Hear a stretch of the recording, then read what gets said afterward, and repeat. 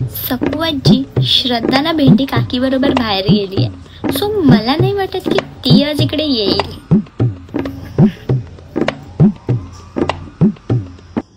बिया तुका विचारलंय काय? नाही. मग कशाक बोलतय?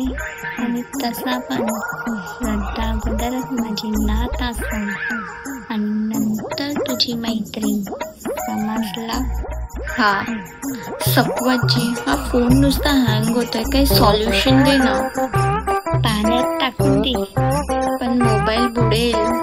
च्या काळात मोबाईल नव्हते ना, म्हणून लोक प्रेमात डुबायचे, आणि आता मोबाईल असतात म्हणून प्रेमात डुबतात. नेटवर्क पण जात आहे सकुवाची, आणि कॉल सुद्धा ड्रॉप होतात आहेत. कॉल? आमच्या काळात आम्ही सरळ चिठी पाठवून द्यायचो, ड्रॉप होण्याचा प्रश्नच नाही. वायफाय बंद पडला का? आम्ही घराच्या बाहेर पडताच लोक आपोआप जोडली जायची.